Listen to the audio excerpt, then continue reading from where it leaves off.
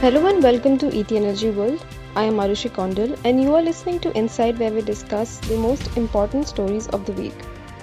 In today's special edition, we will be talking to Ms. Hetal Gandhi, Director CRISIL Research, about the recently approved production-linked incentive scheme to boost domestic manufacturing capacity of solar PV modules and the way ahead. A very warm welcome, Ms. Gandhi. Thank you. I think, while PLI scheme becomes relevant for a number of sectors where it is getting launched, for the solar sector and the module manufacturing specifically, understanding the taxation part is equally relevant before we understand the PLI scheme.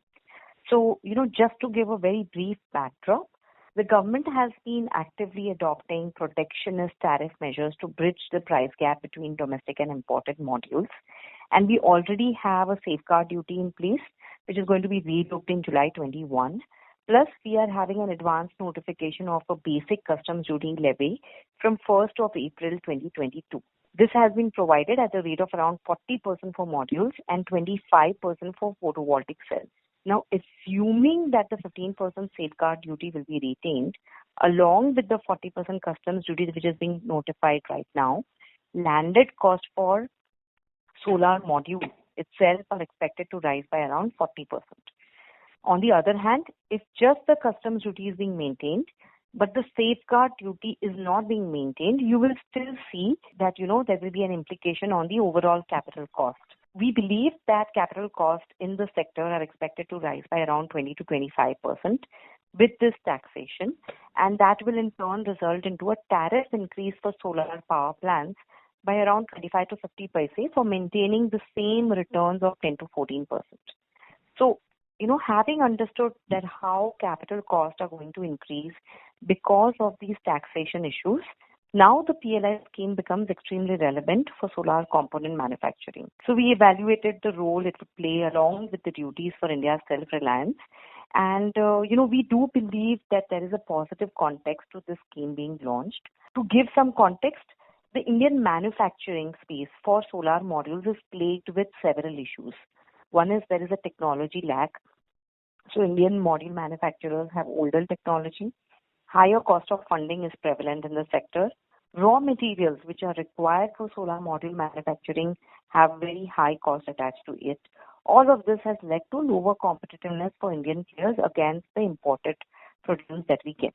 Now, our presence in the manufacturing space has always been limited to the cell to module stage, given higher capital expenditure costs involved for integrated manufacturing, and also the fact that, scale has been a big issue in India.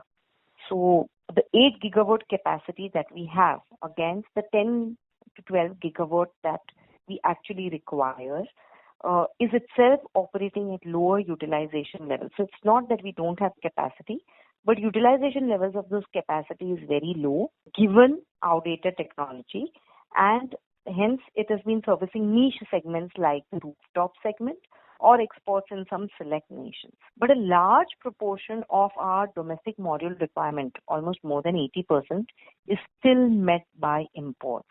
And this is where the PLI scheme is aimed at, to enable capital expenditure for technology upgradation and expansion of new manufacturing lines in the domestic industry.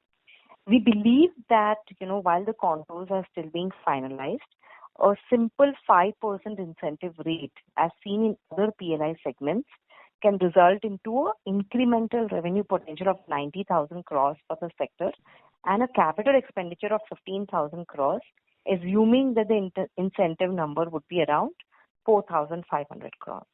So this can make us self-sufficient in terms of module capacity of around 10 gigawatt from cell to module stage, which can service total annual requirement that India has. Clearly defines the significance of the scheme from an India point of view. Hope that answers. Okay. And ma'am, how big is this step for the sector? Can you put this in perspective for our listeners? Yeah.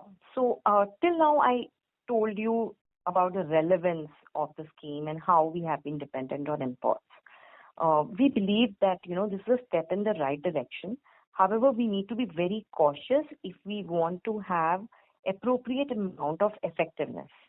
So our assessment indicates that just PLI scheme standalone may not really be effective, which means that protectionist measures like the safeguard duty and the basic customs duty would always be needed along with the PLI scheme to ensure that there is offtake in the domestic market.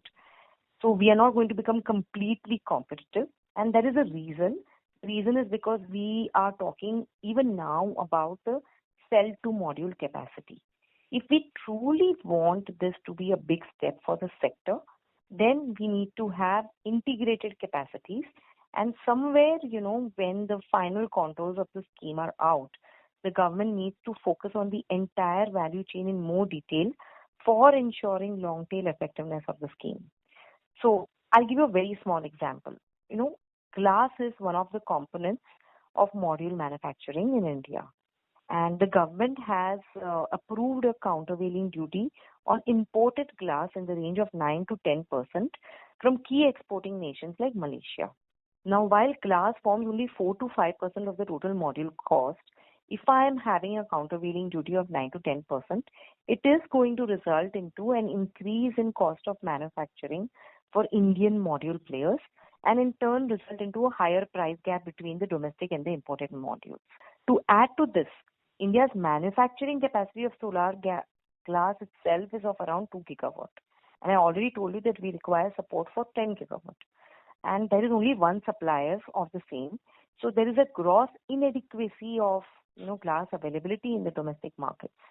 So we clearly need more detailing even for the supporting segments or the ancillary products to ensure that this becomes a very big step for the sector. So I hope I'm able to, explain that part to you. And ma'am, lastly, will this amount be enough to consolidate the entire demand-supply value chain for the sector? Whatever has been announced right now for the solar PLI scheme, they are talking about providing different incentives for different technologies. But I'm really not sure if 4,500 crores of incentives could be sufficient for a fully integrated manufacturing plant. If I have to give you a perspective, a fully integrated manufacturing plant would need capital expenditure of around 70,000 crores.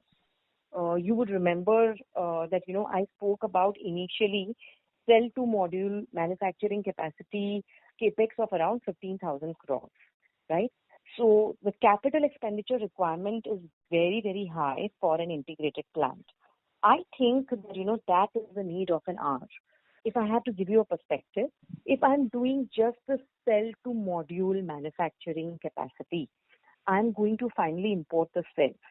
You'll be surprised to know that almost 90% of our cell requirement are also imported, from China.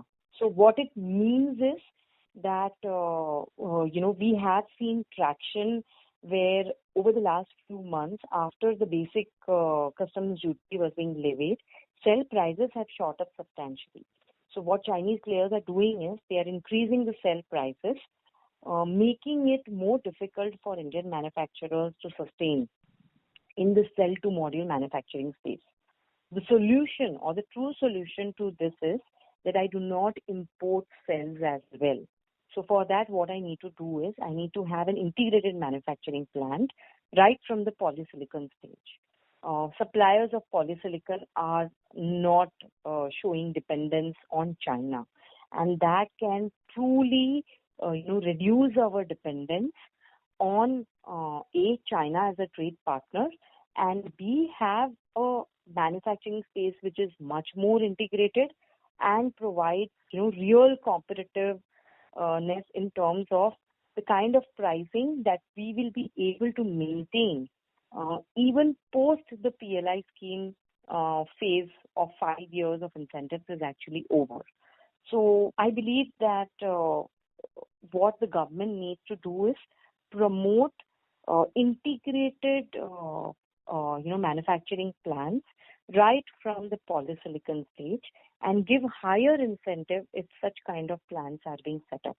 I think that is what can truly solve the sourcing woes of the Indian solar players. So I hope that clarifies.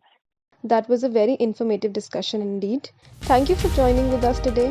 That will be all in today's episode. Keep watching this space for more. Thank you.